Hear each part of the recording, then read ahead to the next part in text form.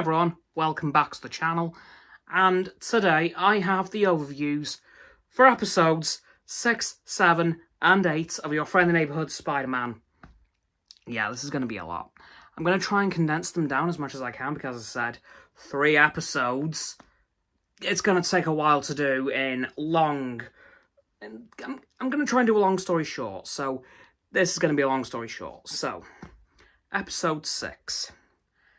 Well, I was kind of wrong on when we'd be introduced to Daredevil versus Matt Murdock. Because we got Daredevil first. And I've got to say, that fight between him and Spider-Man was amazing. I loved it. It was so good. I know it was an animation, but the choreography of it was really cool. I just really liked how that fight turned out. And I'm very curious to see what Daredevil was talking about. Like, we know Norman Osborn's going to be a villain at some point, becoming the Green Goblin. But I'm curious to see what he was talking about specifically. And then, of course, we saw Nico and Harry properly get to know each other before Nico found out that Peter was Spider-Man and got really mad about it, which I can't really blame her for. And then in episode 7, we did see Harry and Nico bond even further, whilst Harry was trying to get Nico to forgive Peter for, not telling her he was Spider-Man. And in the end, I think Harry did as good of a job as he could for really advocating for Peter, because Nico's mindset was, why didn't he tell me? He should have told me, and he didn't trust me. But Harry said, did he not trust you, or did he not want to endanger you? But then Nico fired back with, quite rightly, how did you know? Well, I found out by accident, because he did. He was just in Norman's office when Peter came in, without his mask on, but the rest of the suits. And that's kind of the gist of episode 7. And as for episode 8, well, this is where things got damn good, because we saw Otto Octavius finally get caught by Norman and Spider-Man, but also in episode 7, I just want to quickly loop back to this, we saw the Scorpion. Yeah. And he absolutely obliterated Spider-Man. And I mean, actually stabbed him through the back and straight through to his chest. He nearly killed him. And thankfully, Peter was able to get Norman Osborn back on the communications device just in time so that he didn't die. Because while that was happening, Norman Osborn was distracted with finding Dr. Octavius.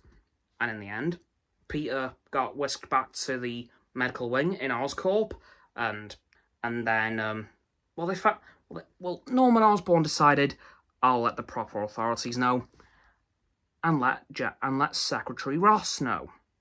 Yeah, that Secretary Ross. And then, in episode 8, we got something really cool. Because the time came for Dr. Octavius to get arrested. And he almost escaped. If not for Thaddeus Ross himself being there in person, while being accompanied by Iron Man. Did not see that coming. My mind exploded when I saw Iron Man come in. And I like how they kind of meshed together his MCU and classic comic design. I really like how they've done that, because this is an offshoot MCU timeline, so I can understand the design differences. And I'm really happy that they've meshed together the MCU and the comic styles of the Iron Man suits. I really hope we get to see him again at some point. But also, I'm really hoping we get to see some of the other Avengers, i.e. the ones on Team Iron Man in the Berlin airport battle. Again, I'm really curious to see how that's affected the team without Spider-Man being there. And also, I'd like to quickly point out that Norman actually set up a fake Spider-Man to be registered to the Sokovia Accords so that Peter wasn't. It was actually one of his security guards, which, okay, interesting choice.